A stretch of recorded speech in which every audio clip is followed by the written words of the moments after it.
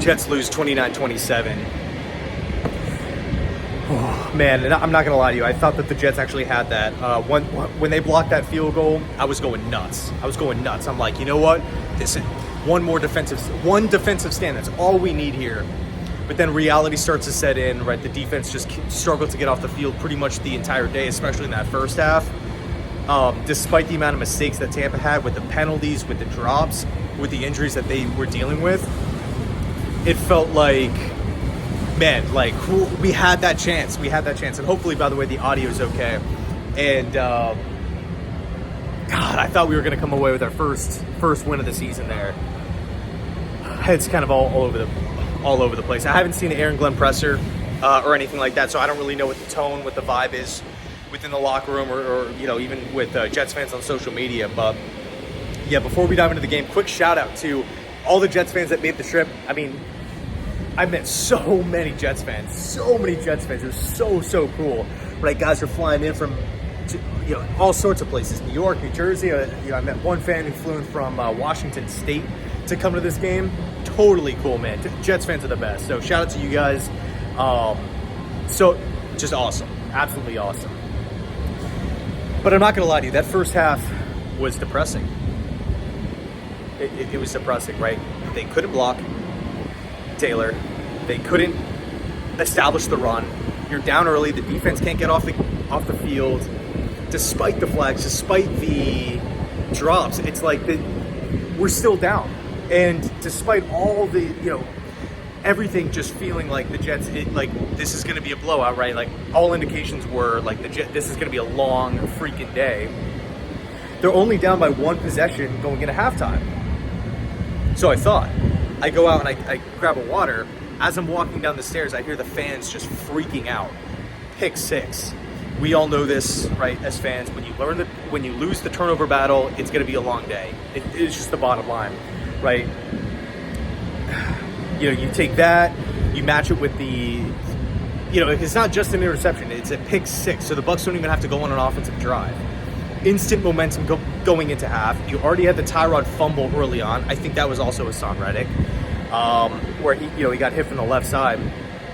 Just a rough first half. Again, it was depressing. There was a loss of hope from a lot of fans, especially even for myself. I'm like, a two possession lead like that shouldn't feel impossible to come back from. And so again, you're kind of thinking, okay, based off of how the Jets have looked so far, this is going to be a rough second half. Like if we could just get a couple stops, build some momentum on the offensive side of the football, hopefully we can slowly chip away. And in the second half, the second half rolls around, and all of a sudden, it's not, things aren't great, things aren't good, but the Jets are just kind of hanging around. There's nothing really crazy happening on the Jets side. There's still mistakes, right? There's still flags. There's you had the Tyler Johnson drop over the middle of over from my perspective on the left side, which came on a third down. The guy was wide open. That could have been a big play, for this Jets offense to continue building momentum. He drops it, so the Jets end up punting it. Just rough, right? But you're looking at the score, and it's just like, okay, well, it's still kind of in reach. Like they're hanging around.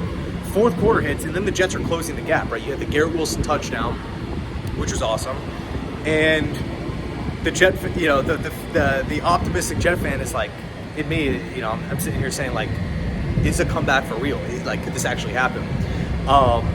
So I meet a couple more Jets fans. We're all watching the game, and we get the field goal block, and I'm fired up, right? And then again, reality sets in. Okay, 2 timeouts, over a minute, Baker. Let's just see what happens. Can the defense please step up? And they don't.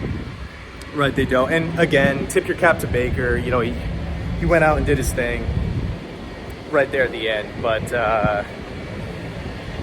Jets fall 0-3. By the way, this video is probably all over the place, so apologies for that. We'll be diving more into this game, maybe later on tonight, definitely tomorrow, obviously. But where did the Jets go from here, right? 0-3, not good, but I'll say this, right? To kind of, I know every Jet fan wants to hear this, but the big kind of silver lining from this game, again, no moral victories or anything, but the Jets were able to not only just hang around, but they took the lead late, right? They were able to fight, come back, secure the lead, and it just feels like, you know what, man, if a couple mistakes didn't go our way, well, actually, you know what, scratch that, because the Bucs had a ton of mistakes too, right? Again, I think they were flagged 14 times. I counted 3 drops, but people were talking about there were 4 total drops in the game from Bucs pass catchers.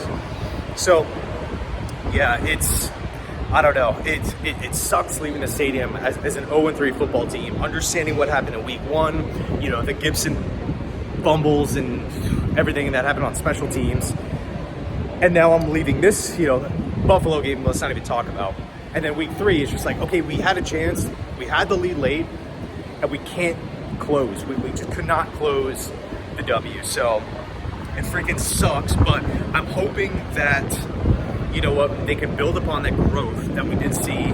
Sorry about that, my shoulder's dying here. But next week it's the Miami Dolphins, and basically what I was saying was, you know, hopefully we can take the momentum from this second half, specifically the fourth quarter, and be able to build on it, right? And I mean, I want to say hopefully we can learn from our mistakes, but until we actually see it on the field, it's just going to be this massive, massive question. So, yeah, I liked how we hung around. I liked, you know, securing the lead. It was awesome, right? Especially in the moment.